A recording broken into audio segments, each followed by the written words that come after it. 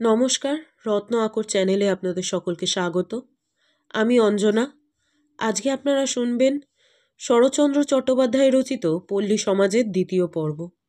জ্যাঠাইমা ডাক শুনিয়া বিশ্বেশ্বরী ভাঁড়ার ঘর হইতে বাহিরে আসিলেন। বেনির বয়সের সঙ্গে তুলনা করিলে তাহার জননীর বয়স 50-এর কম হওয়া উচিত নয়, কিন্তু দেখিলে কিছুতেই 40-এর বেশি বলিয়া মনে হয় না। রমেশ নির্নিমেষ চক্ষে চাহিয়া রহিল। আজও সেই কাঁচা সোনার বর্ণ। একদিন যে রূপের খ্যাতি এ অঞ্চলে প্রসিদ্ধ ছিল, আজও সেই অনিন্দ সৌন্দর্য তাহার নিটোল পরিপূর্ণ দেহটিকে বর্জন করিয়া দূরে যাইতে পারে নাই। মাথার চুলগুলি ছোট করিয়া ছাঁটা, সুমুখেই 2-1 গাছি কুঞ্চিত হইয়া কপালের উপর পড়িয়াছে।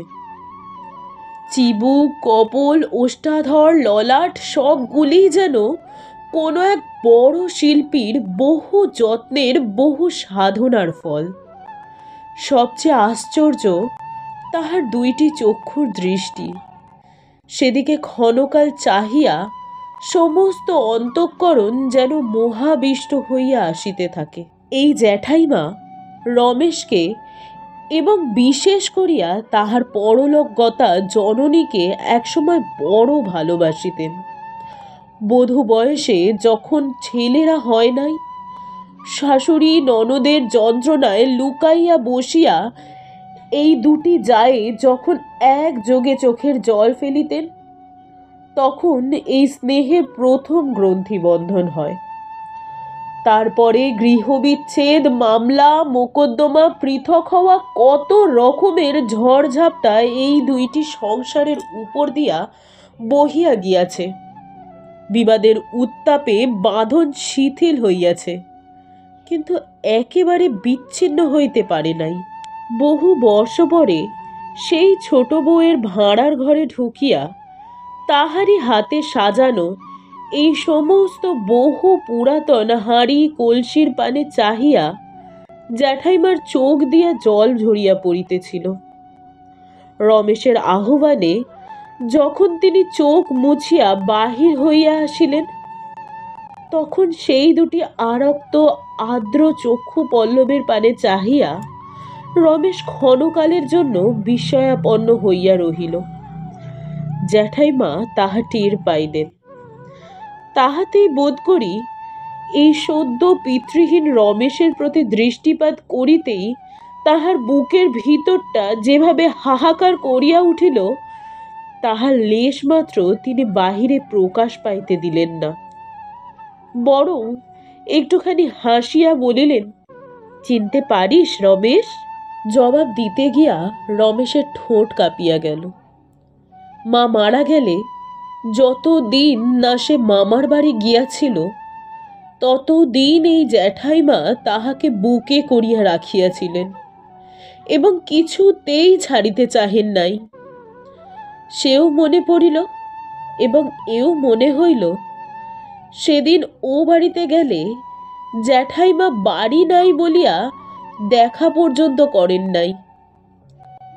তারপর রমাদের বাড়িতে বেনির সাক্ষাতে এবং অসাক্ষাতে তাহার মাসির নিরতিশয় কঠিন তিরস্কারে সে নিশ্চয় বুঝিয়া আসিয়াছিল, এ গ্রামে আপনার বলিতে তাহার আর কেহ নাই। বিশ্বেশ্বরী রমেশের মুখের প্রতি মুহূর্তকাল চাহিয়া থাকিয়া বলিলেন, ছি বাবা, এ সময় শক্ত হতে হয়।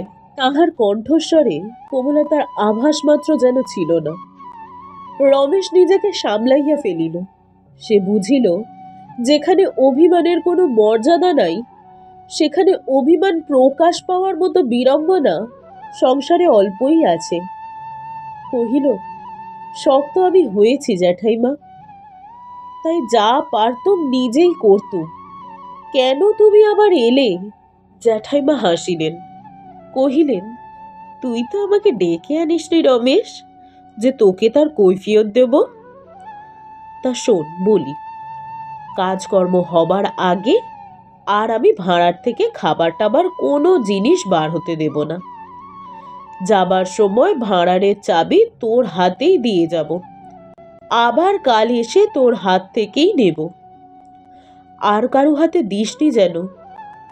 হ্যাঁ রে, সেদিন তোর বরদার সঙ্গে দেখা হয়েছিল? প্রশ্ন শুনিয়া রমেশ দ্বিধায় পড়িল। সে ঠিক বুঝিতে পারিল না তিনি পুত্রের ব্যবহার জানেন কিনা। ভাবিয়া কহিল, বরদা তখন তো বাড়ি ছিলেন না। প্রশ্ন করিয়াই জ্যাঠাইমার মুখের উপর একটা উদ্বেগের ছায়া আসিয়া পড়িয়াছিল। রমেশ স্পষ্ট দেখিতে পাইল তাহার এই কথায় সেই ভাবটা যেন কাটিয়া গিয়া মুখখানি প্রসন্ন হইয়া উঠিল। হাসি মুখে সস্নেহে অনুযোগের কণ্ঠে বলিলেন, আমার কপাল, এই বুঝি? হ্যাঁ রে, দেখা হয়নি বলে আর যেতে নেই। আমি জানি রে, সে তোদের উপর সন্তুষ্ট নয়, কিন্তু তোর কাজ তো তোর করা চাই। যা একবার ভালো করে বলগে যা রমেশ। সে বড় ভাই, তার কাছে হেঁট হতে তোর কোনো লজ্জা নেই। তাছাড়া এটা মানুষের এমনই দুঃসময় বাবা, যে কোনো লোকের হাতে পায়ে ধরে মিটমাট করে নিতেও লজ্জা নেই। লক্ষ্মী মানিক আমার, যা একবার, এখন বোধহয় সে বাড়িতেই আছে। রমেশ চুপ করিয়া রহিল। এই আগ্রহাতিশয্যের হেতুও তার কাছে সুস্পষ্ট হইল না। মন হইতে সংশয়ও ঘুচিল না।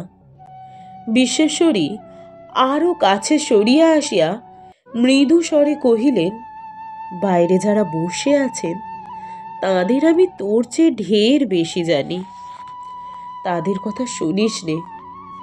আয় আমার সঙ্গে, তোর বদ্দার কাছে একবার যাবি চল। রমেশ ঘাড় নাড়িয়া বলিল, না জ্যাঠাইমা, সে হয় না। আর বাইরে যারা বসে আছেন তারা আর যাই হন, তারাই আমার সকলের চেয়ে আপনার। সে আরও কি কি বলিতে যাইতেছিল, কিন্তু হঠাৎ জ্যাঠাইমার মুখের প্রতি লক্ষ্য করিয়া সে মহা বিস্ময়ে চুপ করিল। তাহার মনে হইল জ্যাঠাইমার মুখখানি যেন সহসা চারিদিকে সন্ধ্যার চেয়েও বেশি মলিন হইয়া গেল। খানিক পরে তিনি একটা নিঃশ্বাস ফেলিয়া বলিলেন, আচ্ছা, তবে তাই। যখন তার কাছে যাওয়া হতেই পারবে না, তখন আর সে নিয়ে কথা কয়ে কি হবে। যা হোক, তুই কিছু ভাবিসনি বাবা, কিছুই আটকাবে না। আমি আবার খুব ভোরেই আসব। বলিয়া বিশ্বেশ্বরী তাহার দাসীকে ডাকিয়া লইয়া খিড়কির দ্বার দিয়া ধীরে ধীরে বাহির হইয়া গেলেন। বেণীর সহিত রমেশের ইতিমধ্যে দেখা হইয়া যে একটা কিছু হইয়া গিয়াছে তাহা তিনি বুঝিলেন। তিনি যে পথে গেলেন সেই দিকে চাহিয়া কিছুক্ষণ নিঃশব্দে দাঁড়াইয়া থাকিয়া রমেশ ম্লান মুখে যখন বাহিরে আসিল, তখন গোবিন্দ ব্যগ্র হইয়া জিজ্ঞাসা করিল, বাবাজি, বড় গিন্নি এসেছিলেন না? রমেশ ঘাড় নাড়িয়া বলিল, হ্যাঁ। শুনলাম ভাঁড়ার বন্ধ করে চাবি নিয়ে গেলেন না? রমেশ তেমনি মাথা নাড়িয়া জবাব দিল, কারণ অবশেষে কি মনে করিয়া তিনি যাইবার সময় ভাঁড়ারের চাবি নিজেই লইয়া গিয়াছিলেন। গোবিন্দ কহিল, দেখলে ধর্মদাস দা, যা বলেছি তাই। বলি মতলবটা বুঝলে বাবাজি? রমেশ মনে মনে অত্যন্ত ক্রুদ্ধ হইল, কিন্তু নিজের নিরুপায় অবস্থা স্মরণ করিয়া সহ্য করিয়া চুপ করিয়া রহিল। দরিদ্র দীনু ভট্টাচার্য তখনও যায় নাই, কারণ তাহার বুদ্ধিশুদ্ধি ছিল না। ছেলে মেয়ে লইয়া যাহার দয়ায় পেট ভরিয়া সন্দেশ খাইতে পাইয়াছিলেন, তাহাকে আন্তরিক দুটা আশীর্বাদ না করিয়া সকলের সম্মুখে উচ্চ কণ্ঠে তাহার 7 পুরুষের স্তব স্তুতি না করিয়া আর ঘরে ফিরিতে পারিতেছিলেন না। সে ব্রাহ্মণ নিরীহভাবে বলিয়া ফেলিল, এ মতলব বোঝা আর কি শক্ত ভায়া। তালা বন্ধ করে চাবি নিয়ে গেছেন, তার মানে ভাঁড়ার আর কারো হাতে না পড়ে। তিনি সমস্তই তো জানেন। গোবিন্দ বিরক্ত হইয়াছিল। নির্বোধের কথায় জ্বলিয়া উঠিয়া তাহাকে একটা ধমক দিয়া কহিল, বোঝো না সজনা, তুমি কথা কও কেন বলো তো? তুমি এসব ব্যাপারের কি বোঝো যে মানে করতে এসেছ? ধমক খাইয়া দিনুর নির্বুদ্ধিতা আরো বাড়িয়া গেল। সেও উষ্ণ হইয়া জবাব দিল, আরে এতে বোঝা বুঝিটা আছে কোনখানে? শুনছ না, গিন্নিমা স্বয়ং এসে ভাঁড়ার বন্ধ করে দিয়ে চাবি নিয়ে গেছেন। এতে কথা কইবে আবার কে? গোবিন্দ আগুন হইয়া কহিল, ঘরে যাও না ভট্টাচ, যে জন্য ছুটে এসেছিলে গোষ্ঠীবর্গ মিলে খেলে বাঁধলে, আর কেন? ক্ষীরমোহন পরশু খেও, আজ আর হবে না। এখন যাও, আমাদের ঢের কাজ আছে। দিনু লজ্জিত ও সংকুচিত হইয়া পড়িল। রমেশ ততোধিক কুণ্ঠিত ও ক্রুদ্ধ হইয়া উঠিল। গোবিন্দ আরও কি বলিতে যাইতেছিল, কিন্তু সহসা রমেশের শান্ত অথচ কঠিন কণ্ঠস্বরে থামিয়া গেল। আপনার হলো কি গাঙ্গুলি মশাই? যাকে তাকে এমন খামোখা অপমান করছেন কেন? গোবিন্দ ভর্ৎসিত হইয়া প্রথমটা বিস্মিত হইল, কিন্তু পরক্ষণেই শুষ্ক হাসি হাসিয়া বলিল, অপমান কাকে করলুম বাবাজি? ভালো, ওকেই জিজ্ঞাসা করে দেখো না সত্যি কথাটি বলছি কিনা। ও ডালে ডালে বেড়ায় তো, আমি পাতায় পাতায় ফিরি যে। দেখলে ধর্মদাসদা, দিনে আপনার আসপর্দা? আচ্ছা, ধর্মদাসদা কি দেখিল তা সেই জানে, কিন্তু রমেশ লোকটার নির্লজ্জতা ও স্পর্ধা দেখিয়া অবাক হইয়া গেল। তখন দিনু রমেশের দিকে চাহিয়া নিজেই বলিল, না বাবা, গোবিন্দ সত্য কথাই বলেছে। আমি বড় গরিব, সে কথা সবাই জানে। ওদের মতো আমার জমি জমা চাষবাস কিছুই নেই।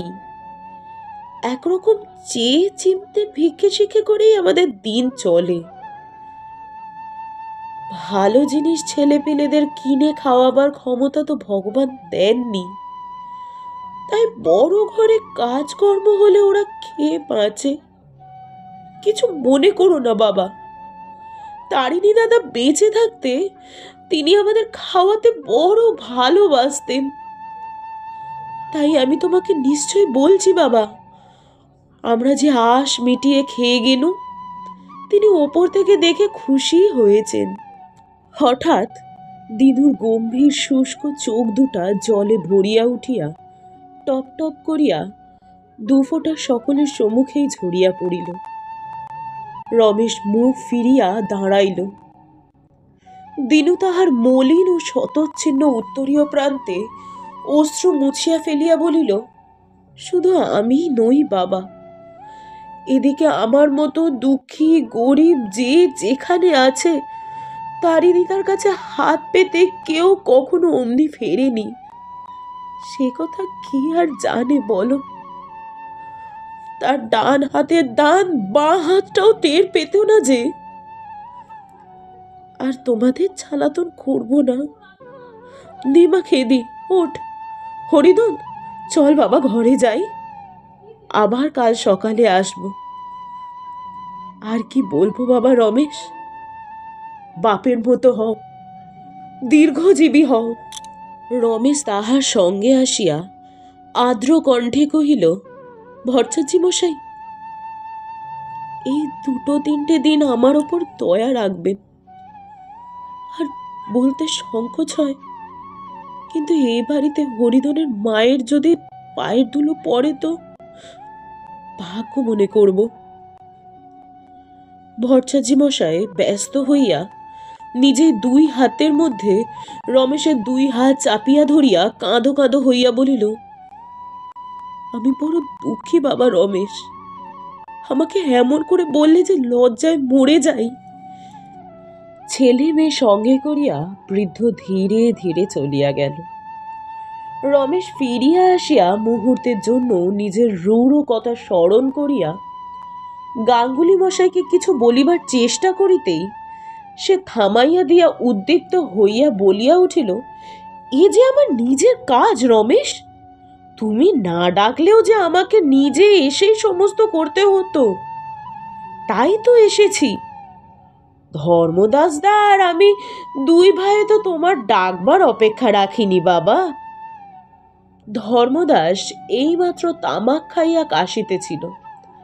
লাঠিতে ভর দিয়া দাঁড়াইয়া কাশির ধমকে চোখ মুখ রাঙা করিয়া হাত ঘুরাইয়া বলিল, বলি শোনো রমেশ, আমরা বেনি ঘোষাল নই, আমাদের জন্মের ঠিক আছে।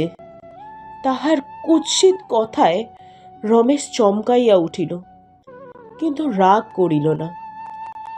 এই অত্যল্প সময়ের মধ্যেই সে বুঝিয়াছিল ইহারা শিক্ষা ও অভ্যেসের দোষে অসংকোচে কত বড় গর্হিত কথা যে উচ্চারণ করে তাহা জানেও না। জ্যাঠাইমার সস্নেহ অনুরোধ এবং তাহার ব্যথিত মুখ মনে করিয়া রমেশ ভিতরে ভিতরে পীড়া অনুভব করিতেছিল। সকলে প্রস্থান করিলে সে বরদার কাছে যাইবার জন্য প্রস্তুত হইল।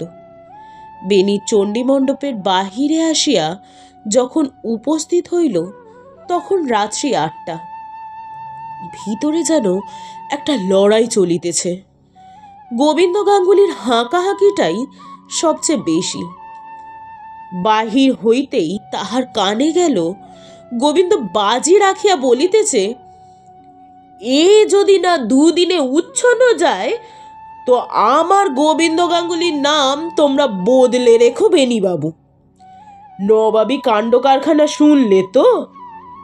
তারিণী ঘোষাল সিকি পয়সা রেখে মরেনি, তা তো জানি, তবে এত কেন?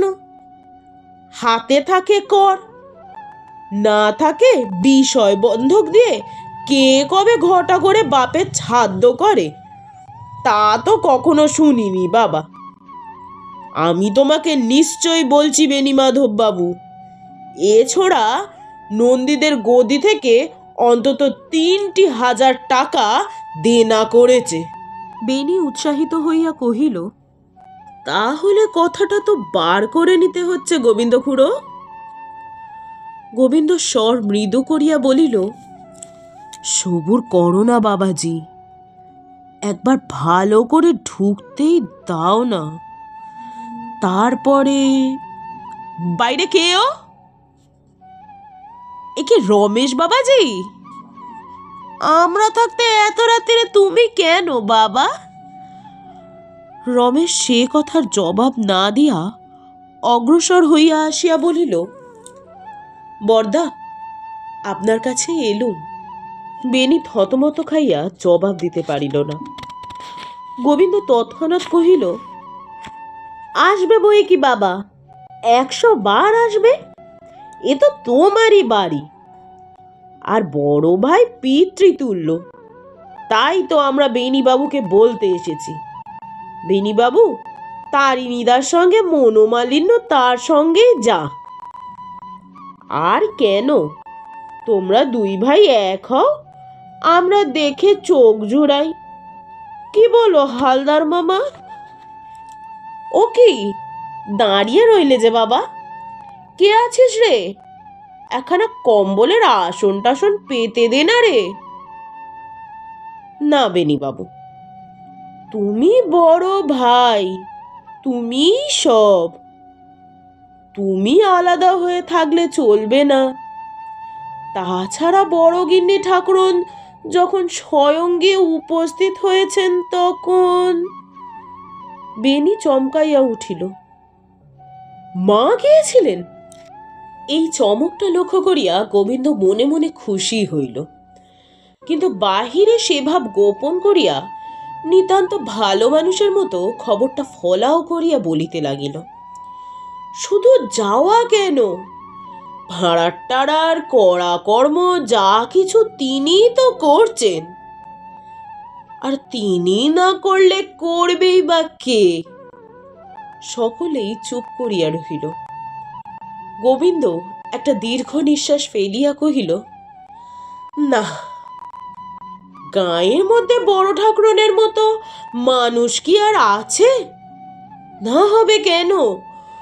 না বেনি বাবু, সামনে বললে খোসামত করা হবে, কিন্তু যে যাই বলুক, গাঁয়ে যদি লক্ষ্মী থাকেন তো সে তোমার মা। এমন মা কি কারু হয়? বলিয়া পুনশ্চ একটা দীর্ঘ নিঃশ্বাস ত্যাগ করিয়া গম্ভীর হইয়া রহিল। বেনি অনেকক্ষণ চুপ করিয়া থাকিয়া অস্ফুটে কহিল, আচ্ছা। গোবিন্দ চাপিয়া ধরিল, শুধু আচ্ছা নয় বেনিবাবু, যেতে হবে, করতে হবে, সমস্ত ভার তোমার উপরে। ভালো কথা, সবাই আপনারা তো উপস্থিত আছেন, নেমন্তন্নটা কিরকম করা হবে একটা ফর্দ করে ফেলা হোক না কেন? কি বলো রমেশ বাবাজি, ঠিক কথা কি না হালদার মামা? ধর্মদাসদা চুপ করে রইলে কেন? কাকে বলতে হবে, কাকে বাদ দিতে হবে জানো তো সব। রমেশ উঠিয়া দাঁড়াইয়া সহজ বিনীত কণ্ঠে বলিল, বরদা, একবার পায়ের ধুলো যদি দিতে পারেন। বেনি গম্ভীর হইয়া কহিল, মা যখন গেছেন তখন আমার যাওয়া আর না যাওয়া। কি বলো গোবিন্দ খুড়ো? গোবিন্দ কথা কইবার পূর্বেই রমেশ বলিল, আপনাকে আমি পীড়াপিড়ি করতে চাইনে বরদা, যদি অসুবিধা না হয় একবার দেখে শুনে আসবেন। বেনি চুপ করিয়া রহিল। গোবিন্দ কি একটা বলিবার চেষ্টা করিতেই রমেশ উঠিয়া চলিয়া গেল। তখন গোবিন্দ বাহিরের দিকে গলা বাড়াইয়া দেখিয়া ফিসফিস করিয়া বলিল, দেখলে বেণীবাবু কথার ভাবখানা? বেনি অন্যমনস্ক হইয়া কি ভাবিতেছিল, কথা কহিল না।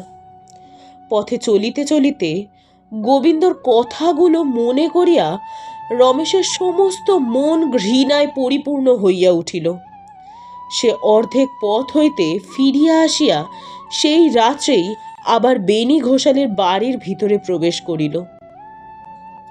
চণ্ডীমণ্ডপের মধ্যে তখনও তর্ক কোলাহল উদ্দাম হইয়া উঠিয়াছিল, কিন্তু সে শুনিতেও তাহার প্রবৃত্তি হইল না।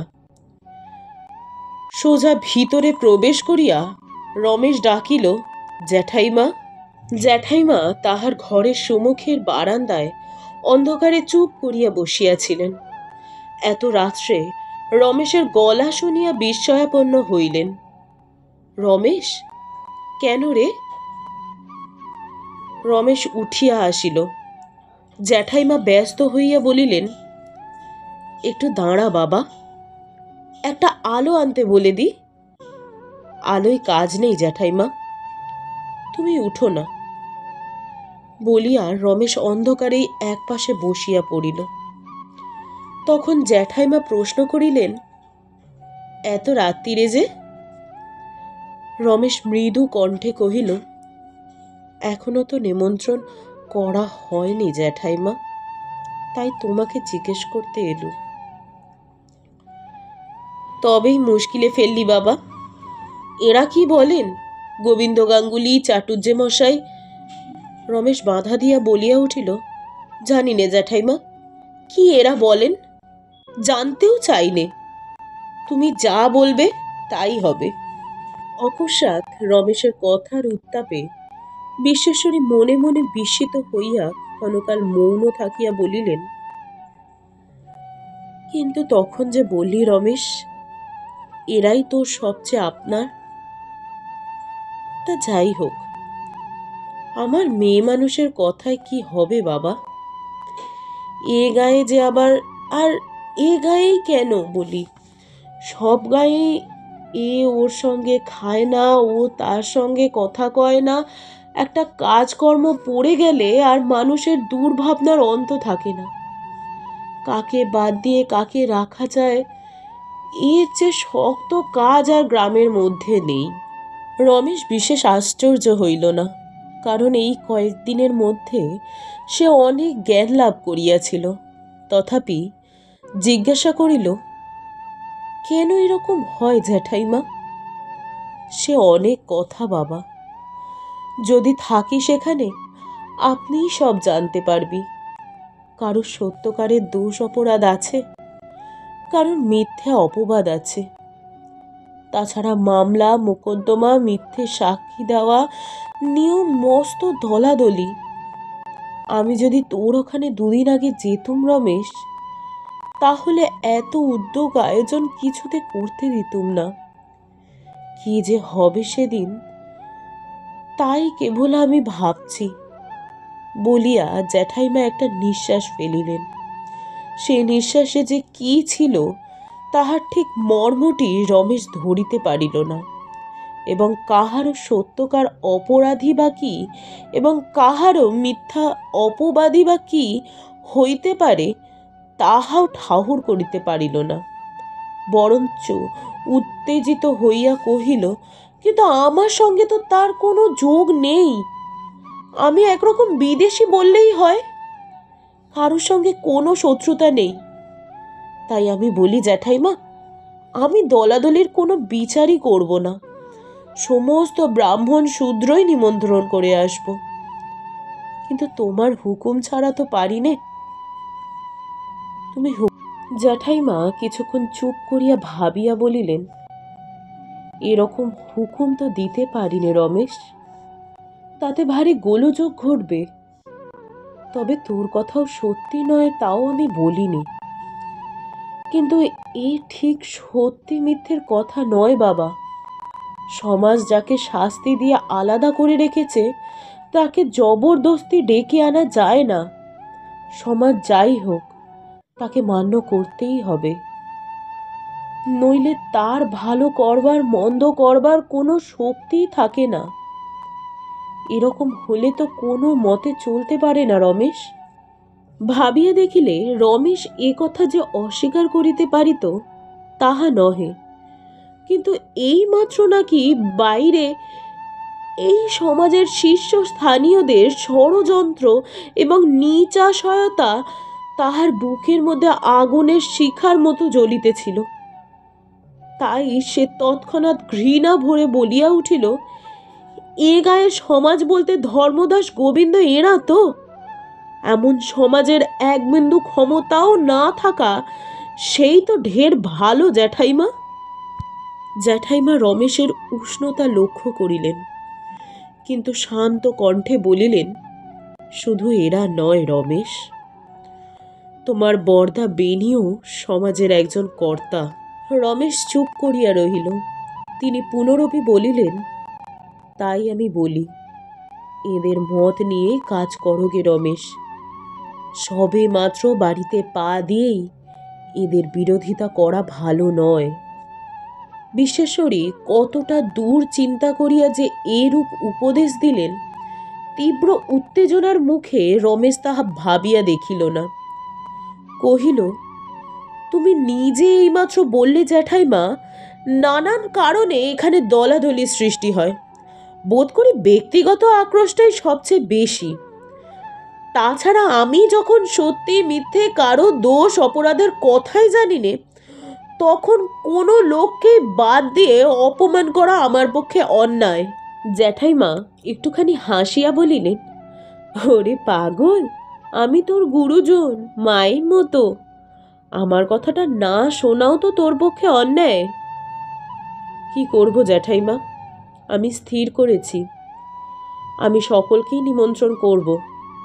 তাহার দৃঢ় সংকল্প দেখিয়া বিশ্বেশ্বরী মুখ অপ্রসন্ন হইল। বোধ করিবা মনে মনে বিরক্ত হইলেন। বলিলেন, তাহলে আমার কাছে হুকুম নিতে আসাটা তোমার শুধু একটা ছলনা মাত্র। জ্যাঠাইমার বিরক্তি রমেশের লক্ষ্য করিল, কিন্তু বিচলিত হইল না।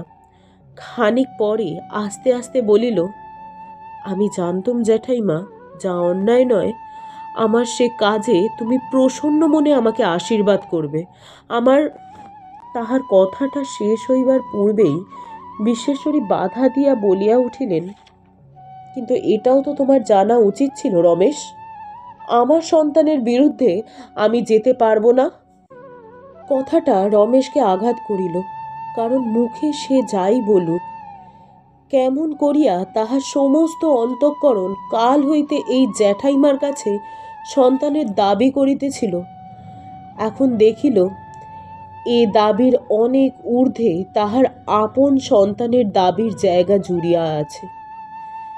সে ক্ষণকাল মাত্র চুপ করিয়া থাকিয়া উঠিয়া দাঁড়াইয়া চাপা অভিমানের সুরে বলিল, কাল পর্যন্ত তাই জানতুম জ্যাঠাইমা, তাই তোমাকে তখন বলেছিলুম যা পারি আমি একলা করি, তুমি এসো না। তোমাকে ডাকবার সাহসও আমার হয়নি। এই ক্ষুণ্ণ অভিমান জ্যাঠাইমার অগোচর রহিল না, কিন্তু আর জবাব দিলেন না, অন্ধকারে চুপ করিয়া বসিয়া রহিলেন।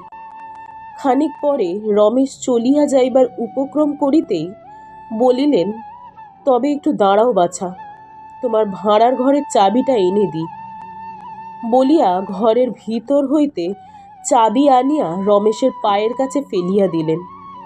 রমেশ কিছুক্ষণ স্তব্ধভাবে দাঁড়াইয়া থাকিয়া অবশেষে গভীর একটা নিঃশ্বাস ফেলিয়া চাবিটা তুলিয়া লইয়া আস্তে আস্তে চলিয়া গেল। ঘণ্টা কয়েক মাত্র পূর্বে সে মনে মনে বলিয়াছিল, আর আমার ভয় কি, আমার জ্যাঠাইমা আছেন। কিন্তু একটা রাত্রিও কাটিল না, তাহাকে আবার নিঃশ্বাস ফেলিয়া বলিতে হইল, না, আমার কেউ নেই, জ্যাঠাইমাও আমাকে ত্যাগ করেছেন। বাহিরে এইমাত্র শ্রাদ্ধ শেষ হইয়া গিয়াছে।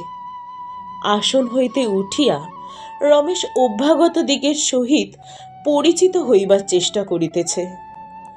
বাড়ির ভিতরে আহারের জন্য পাতা পাতিবার আয়োজন হইতেছে।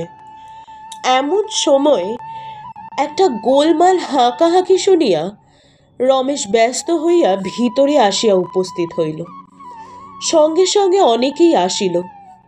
ভিতরে রন্ধনশালার কপাটের একপাশে একটি 25-26 বছরের বিধবা মেয়ে জড়সড় হইয়া পিছন ফিরিয়া দাঁড়াইয়া আছে, এবং আর একটি প্রৌঢ়া রমণী তাহাকে আগলাইয়া দাঁড়াইয়া ক্রোধে চোখ মুখ রক্তবর্ণ করিয়া চিৎকারে অগ্নিস্ফুলিঙ্গ বাহির করিতেছে। বিবাদ বাঁধিয়াছে পরাণ হালদারের সহিত। রমেশকে দেখিবা মাত্র প্রৌঢ়া চেঁচাইয়া প্রশ্ন করিল, হ্যাঁ বাবা, তুমি গাঁয়ের একজন জমিদার, বলি যত দোষ কি এই খেন্তি বামনির মেয়ের? মাথার উপর আমাদের কেউ নেই বলে কি যতবার খুশি শাস্তি দেবে? গোবিন্দকে দেখাইয়া কহিল, ওই উনি মুকুজ্জে বাড়ির গাছ প্রতিষ্ঠার সময় জরিমানা বলে স্কুলের নামে 10 টাকা আমার কাছে আদায় করে নেননি কি? গায়ের 16 আনা শেতলা পুজোর জন্য 2 জোড়া পাঁঠার দাম ধরে নেননি কি? তবে কতবার ওই এক কথা নিয়ে ঘাঁটাঘাঁটি করতে চান শুনি? রমেশ ব্যাপারটা কি কিছুতেই বুঝিতে পারিল না। গোবিন্দ গাঙ্গুলি বসিয়াছিল, মীমাংসা করিতে উঠিয়া দাঁড়াইল। একবার রমেশের দিকে একবার প্রৌঢ়ার দিকে চাহিয়া গম্ভীর গলায় কহিলেন, যদি আমার নামটাই করলে ক্ষান্তমাসি, তবে সত্যি কথা বলছি বাছা, খাতিরে কথা কইবার লোক এই গোবিন্দ গাঙ্গুলি নয়, সে দেশ শুদ্ধ লোক জানে। তোমার মেয়ের প্রায়শ্চিত্তও হয়েছে, সামাজিক জরিমানাও আমরা করেছি, সব মানি, কিন্তু তাকে যজ্ঞিতে কাঠি দিতে তো আমরা হুকুম দিইনি। মরলে ওকে পোড়াতে আমরা কাঁধ দেব, কিন্তু ক্ষান্তমাসি চিৎকার করিয়া উঠিল, মোলে তোমার নিজের মেয়েকে কাঁধে করে পুড়িয়ে এসো বাছা, আমার মেয়ের ভাবনা তোমাকে ভাবতে হবে না। বলি, হ্যাঁ গোবিন্দ, নিজের গায়ে হাত দিয়ে কথা কও না। তোমার ছোট ভাজ যে ওই ভাঁড়ার ঘরে বসে পান সাজছে, সে তো আর বছর মাস দেড়েক ধরে কোন কাশি বাস করে অমন হলদে রোগা সলতেটির মতো হয়ে ফিরে এসেছিল শুনি। সে বড় লোকের কথা বুঝি? বেশি ঘাঁটিও না বাপু, আমি সব জারি জুড়ি ভেঙে দিতে পারি। আমরাও ছেলে মেয়ে পেটে ধরেছি, আমরা চিনতে পারি, আমাদের চোখে ধুলো দেওয়া যায় না। গোবিন্দ খ্যাপার মতো ঝাঁপাইয়া পড়িল, তবে রে হারামজাদি মাগি। কিন্তু হারামজাদি মাগি একটুও ভয় পাইল না, বরং এক পা আগাইয়া আসিয়া হাত মুখ ঘুরাইয়া কহিল, মারবি না কি রে? খেন্তি বামদিকে ঘাঁটলে ঠক বাজতে গা উজাড় হয়ে যাবে বলে দিচ্ছি। আমার মেয়ে তো রান্নাঘরে ঢুকতে যায়নি, দোরগোড়ায় আসতে না আসতে হালদার ঠাকুরপো যে খামোখা অপমান করে বসলো। বলি তার বেয়ানে তাতি অপবাদ ছিল নাকি? আমি তো আর আজকের নই গো। বলি আরো বলবো না এতেই হবে? রমেশ কাঠ হইয়া দাঁড়াইয়া রহিল। ভৈরবাচার্য ব্যস্ত হইয়া ক্ষান্তর হাতটা প্রায় ধরিয়া ফেলিয়া সানুনয়ে কহিল, এতেই হবে মাসি, আর কাজ নেই। নে সুকুমারী, ওঠ মা, চল বাছা, আমার সঙ্গে ও ঘরে গিয়ে বসবি চল। পরাণ হালদার চাদর কাঁধে লইয়া সোজা খাড়া হইয়া উঠিয়া বলিল, এই বেশ্যা মাগিদের বাড়ি থেকে একেবারে তাড়িয়ে না দিলে এখানে আমি জলগ্রহণ করব না বলে দিচ্ছি। গোবিন্দ, কালীচরণ, তোমাদের মামাকে চাও তো উঠে এসো বলছি। বেনি ঘোষাল যে তখন বলেছিল মামা যেও না ওখানে। এমন সব খানকি নোটের কাণ্ড কারখানা জানলে কি যার জন্ম খোয়াতে এই বাড়ি চৌখাট মারাই। কালী, উঠে এসো। মাতুলের পুনঃ পুনঃ আহ্বানেও কিন্তু কালীচরণ ঘাড় হেঁট করিয়া বসিয়া রহিল। সে পাটের ব্যবসা করে। বছর চারেক পূর্বে কলিকাতাবাসী তাহার এক গণ্যমান্য খরিদ্দার বন্ধু তাহার বিধবা ছোট ভগ্নীটিকে লইয়া প্রস্থান করিয়াছিল। ঘটনাটি গোপন ছিল না। হঠাৎ শ্বশুরবাড়ি যাওয়া এবং তথা হইতে তীর্থযাত্রা ইত্যাদি প্রসঙ্গে কিছুদিন চাপা ছিল মাত্র। পাছে এই দুর্ঘটনাটির ইতিহাস এত লোকের সম্মুখে আবার উঠিয়া পড়ে, এই ভয়ে কালী মুখ তুলিতে পারিল না। কিন্তু গোবিন্দের গায়ের জ্বালা আদৌ কমে নাই। সে আবার উঠিয়া দাঁড়াইয়া জোর গলায় কহিল, যে যাই বলুক না কেন, এ অঞ্চলে সমাজপতি হলেন বেনি ঘোষাল, পরাণ হালদার আর যদু মুখুজ্জে মশাইয়ের কন্যা। তাঁদের আমরা তো কেউ ফেলতে পারবো না। রমেশ বাবাজি সমাজের অমতে এই দুটো মাগিকে কেন বাড়িতে ঢুকতে দিয়েছেন তার জবাব না দিলে আমরা এখানে জলটুকু পর্যন্ত মুখে দিতে পারবো না। দেখিতে দেখিতে ৫, ৭, ১০ জন চাদর কাঁধে ফেলিয়া একে একে উঠিয়া দাঁড়াইল। ইহারা পাড়া গাঁয়ের লোক। সামাজিক ব্যাপারে কোথায় কোন চাল সর্বাপেক্ষা লাভজনক ইহা তাহাদের অবিদিত নহে। নিমন্ত্রিত ব্রাহ্মণ সজ্জনেরা যাহারা যা খুশি বলিতে লাগিল। ভৈরব এবং দীনু ভট্টাচার্য কাঁদো কাঁদো হইয়া বারবার ক্ষান্তমাসী ও তাহার মেয়ের, একবার গাঙ্গুলি একবার হালদার মহাশয়ের হাতে পায়ে ধরিবার উপক্রম করিতে লাগিল। চারিদিক হইতে সমস্ত অনুষ্ঠান ও ক্রিয়াকর্ম যেন লণ্ডভণ্ড হইবার সূচনা প্রকাশ করিল। কিন্তু রমেশ একটি কথা কহিতে পারিল না। একে ক্ষুধায় তৃষ্ণায় নিতান্ত কাতর, তাহাতে অকস্মাৎ এই অভাবনীয় কাণ্ড। সে পাংশু মুখে কেমন যেন এক প্রকার হতবুদ্ধির মতো স্তব্ধ হইয়া চাহিয়া রহিল। রমেশ, অকস্মাৎ এক মুহূর্তে সমস্ত লোকের সচকিত দৃষ্টি এক হইয়া বিশ্বেশ্বরীর মুখের উপর গিয়া পড়িল। তিনি ভাঁড়ার হইতে বাহির হইয়া কপাটের সম্মুখে আসিয়া দাঁড়াইয়াছিলেন। তাহার মাথার উপর আঁচল ছিল, কিন্তু মুখখানি অনাবৃত। রমেশ দেখিল, জ্যাঠাইমা আপনিই কখন আসিয়াছেন, তাহাকে ত্যাগ করেন নাই। বাহিরের লোক দেখিল, ইনি বিশ্বেশ্বরী, ইনি ঘোষাল বাড়ির গিন্নিমা।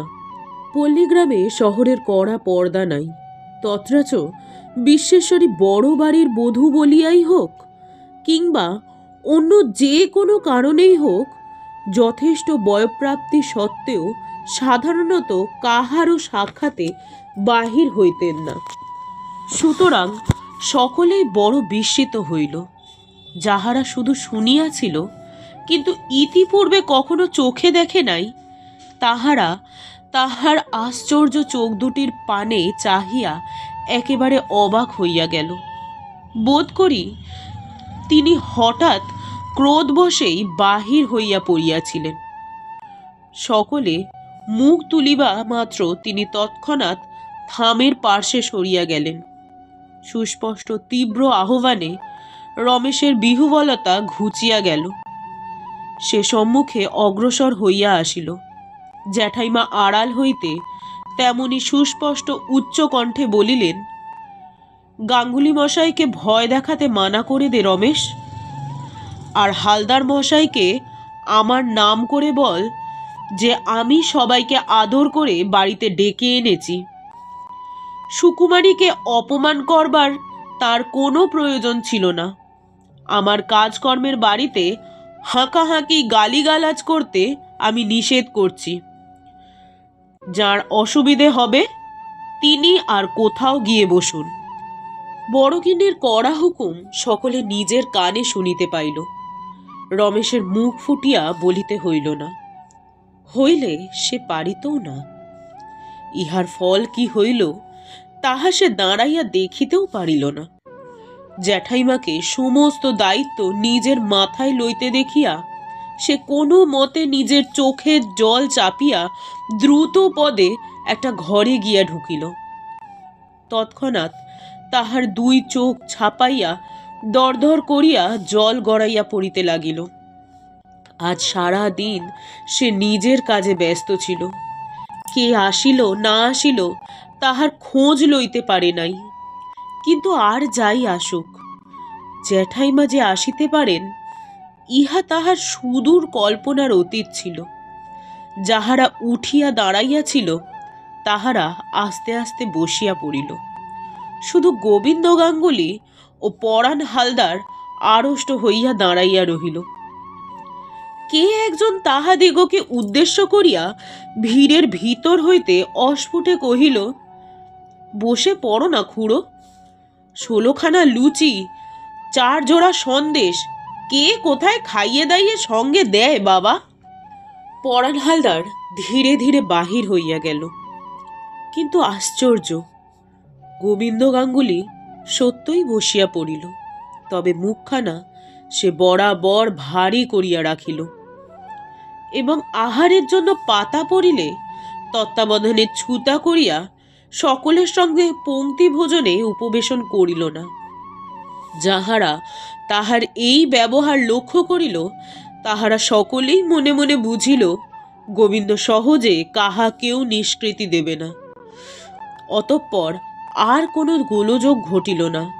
ব্রাহ্মণেরা যাহা ভোজন করিলেন তাহা চোখে না দেখিলে প্রত্যয় করা শক্ত, এবং প্রত্যেকেই খুদি, পটল, ন্যাড়া, বুড়ি প্রভৃতি বাটির অনুপস্থিত বালক বালিকার নাম করিয়া যাহা বাঁধিয়া লইলেন তাহা যৎকিঞ্চিৎ নহে।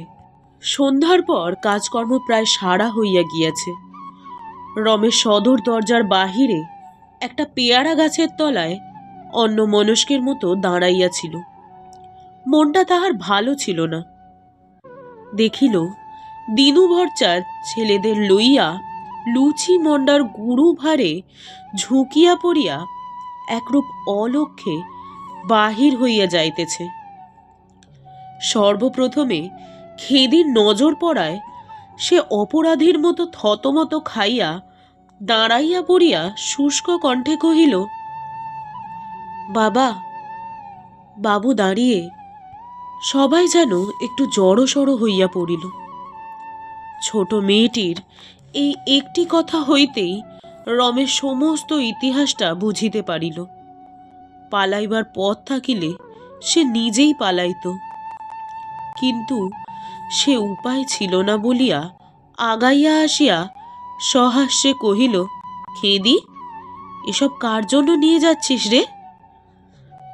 তাহাদের ছোট বড় পুঁটুলিগুলির ঠিক সদুত্তর খেদি দিতে পারবে না আশঙ্কা করিয়া দিনু নিজেই একটুখানি শুষ্কভাবে হাসিয়া বলিল, পাড়ার ছোট লোকদের ছেলেপিলেরা আছে তো বাবা, এঁটো কাটাগুলো নিয়ে গেলে তাদের 2খানা 4খানা দিতে পারবো। সে যাই হোক বাবা, কেন যে দেশ শুদ্ধ লোক ওকে গিন্নিমা বলে ডাকে তা আজ বুঝলাম। রমেশ তাহার কোনো উত্তর না করিয়া সঙ্গে সঙ্গে ফটকের ধার পর্যন্ত আসিয়া হঠাৎ প্রশ্ন করিল, আচ্ছা ভট্টাচার্য মশাই, আপনি তো এদিকে সমস্ত জানেন, এ গায়ে এত রেশারেশি কেন বলতে পারেন? দিনু মুখে একটা আওয়াজ করিয়া বার দুই ঘাড় নাড়িয়া বলিল, হায় রে বাবাজি, আমাদের কুয়াপুর তো পদে আছে। যে কাণ্ড এ কদিন ধরে খেদির মামার বাড়িতে দেখে এলুম, 20 ঘর বামন কায়েতের বাস নেই। গায়ের মধ্যে কিন্তু 4টে দল। হরনাথ বিশ্বাস দুটো বিলিতি আমরা পেরেছিল বলে তার আপনার ভাগ্নেকে জেলে দিয়ে তবে ছাড়লে। সমস্ত গ্রামেই বাবা এই রকম। তাছাড়া মামলায় মামলায় একেবারে শতচ্ছিদ্র। খেদি, হরিধনের হাতটা একবার বদলে নে মা। রমেশ আবার জিজ্ঞাসা করিল, এর কি কোনো প্রতিকার নেই ভট্টাচার্য মশাই? প্রতিকার আর কি হবে বাবা, এ যে ঘোর কলি।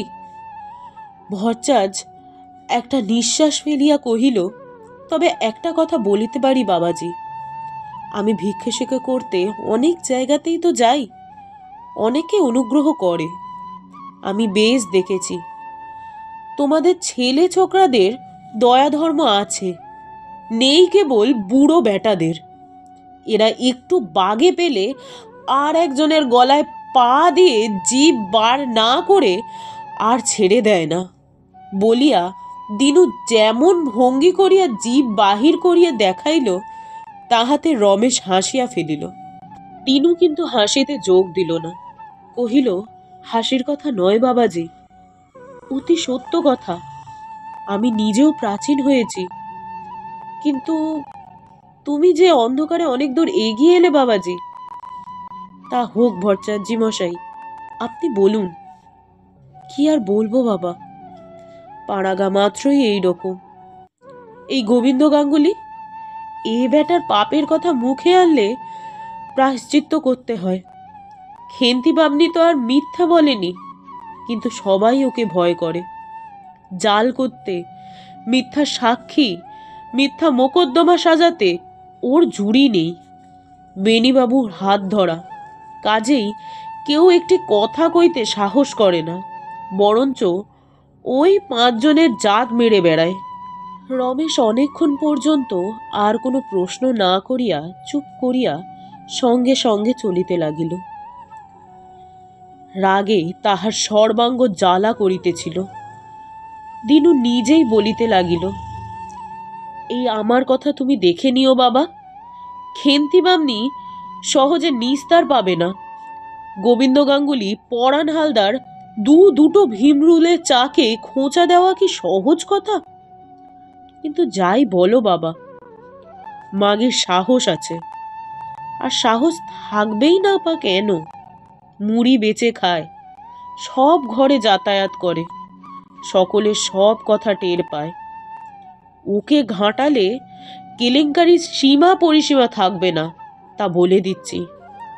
অনাচার আর কোন ঘরে নেই বলো? বেনিবাবুকেও। রমেশ সভয়ে বাধা দিয়া বলিল, থাক, বরদার কথায় আর কাজ নেই।